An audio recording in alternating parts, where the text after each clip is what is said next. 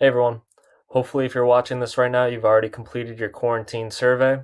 So, this virtual lecture is going to be about lab safety. After the conclusion of this virtual lecture, you guys are going to have a lab safety quiz.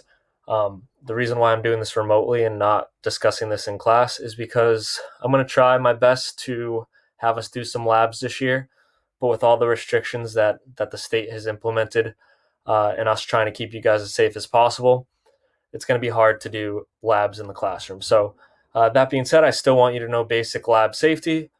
So, let's get started. What comes to mind when you think of a science lab? I know a lot of things come to mind for me. You might think of a normal classroom. I know you guys had class in a science lab last year. So, you guys roughly know what one should look like. You've probably seen some on TV too. So, take a minute and just think in your head, what do you think of when you think of a science lab?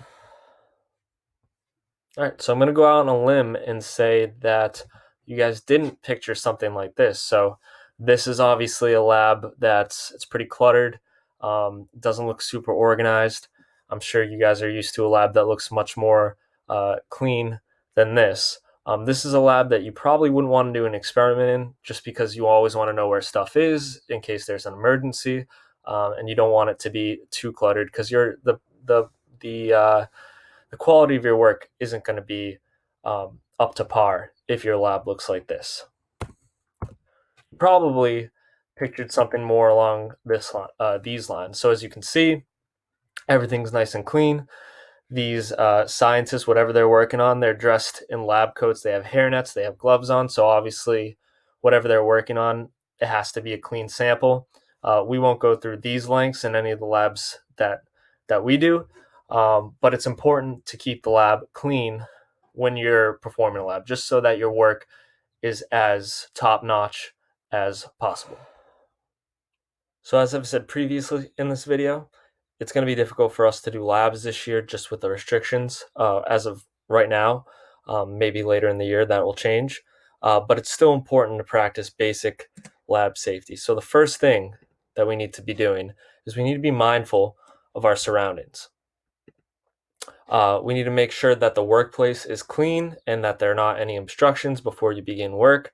If you're working with some chemicals or you're working with a substance that might irritate your skin, you don't want there to be any obstructions on your workplace, so things get knocked over. You just want a nice, clean, organized space. You want a nice, organized space whenever you're doing any work in the classroom, but especially when you're doing a lab. The second thing is if you're using electronics, you need to make sure that they're clear of any water sources. Obviously, water and electricity don't mix, and I don't want anybody getting electrocuted in my class. Third thing, always read directions before starting lab. That's very, very important. I'm gonna make sure I'm gonna reiterate the directions many times whenever we do a lab, but you need to take the responsibility to read them on your own, just so that you're on task and you're doing things efficiently and you're just not lagging behind. And the fourth thing, and this is one of the most important things, not only to doing a good lab, but it saves me some trouble. Make sure that you clean your workplace at the end of the class. I don't want you guys booking it out of class and then having me have to clean up everything. It's just not fair to me, and I'll be a very happy camper if you guys just clean your workplace at the end of a lab. The other important thing when you're performing a lab is know your surroundings. Um, in the rare case that there is an emergency, you always want to know where the safety equipment throughout the class, you want to know where that's located. So the first thing is the eye wash station and the safety shower. It's located on the hallway side of the room and should be used if harmful chemicals were spilt or get into your eyes or are spilt on your clothing. We're not going to be working with a lot of harmful chemicals this year, but if the off chance we do, you need to make sure where those things are. In the first day of class, you guys will know where that is. It sticks out like a sore thumb. This should never be touched or used in a non-emergency situation. There's not very good drainage in the classroom, so if you do yank on the safety shower, it's not going to be a fun cleanup, and I'm not going to be very happy. Second thing is the fire blanket and the extinguisher. The fire extinguisher is located in the front of the classroom near the door, right near my desk. You'll see that probably first thing when you walk in, if you want, whether that be Monday or Thursday, depending on what cohort you are.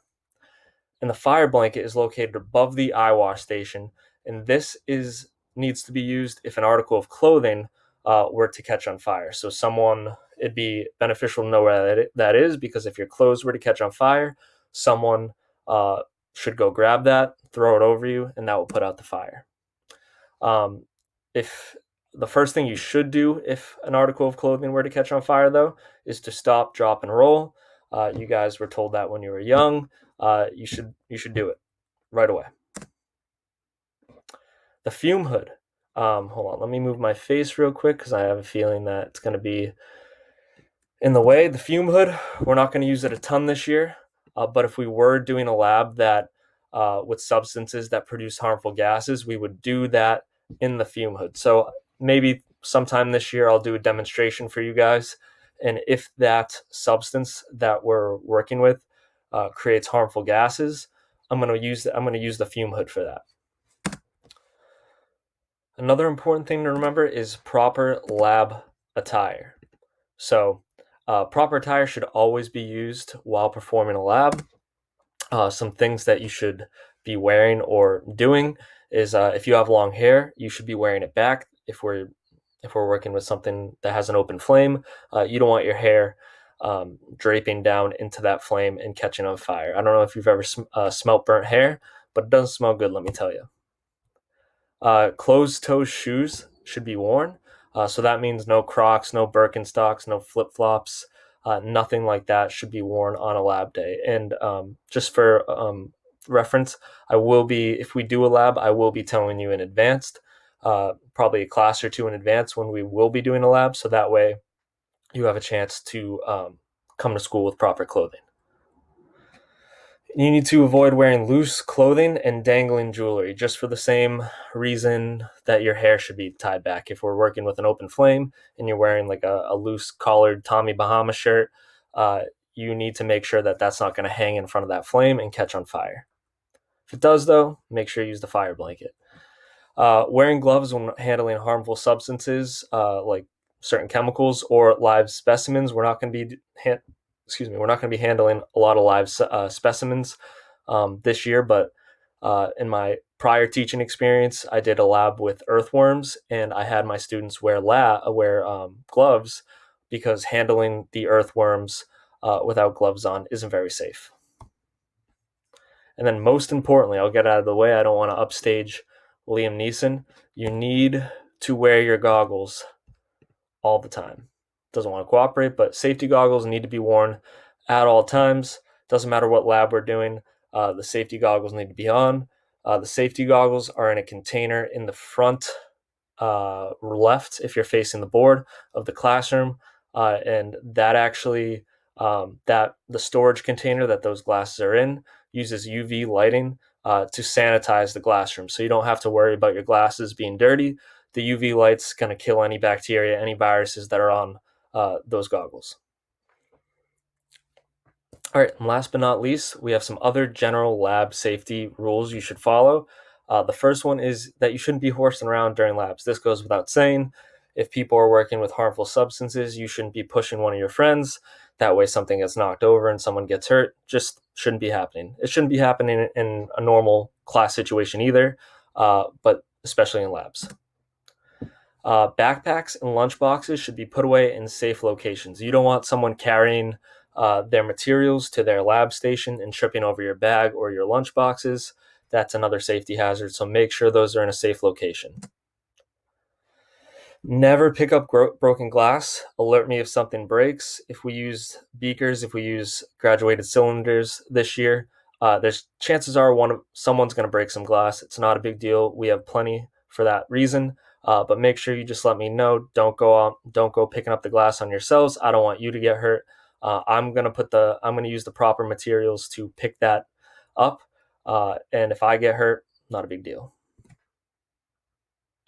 No eating during the lab. If we're working with whatever substances in a lab, You don't know where that's been. That stuff's not very clean. You don't want to be putting that whatever those germs in your mouth uh, in any situation. So no eating during a lab.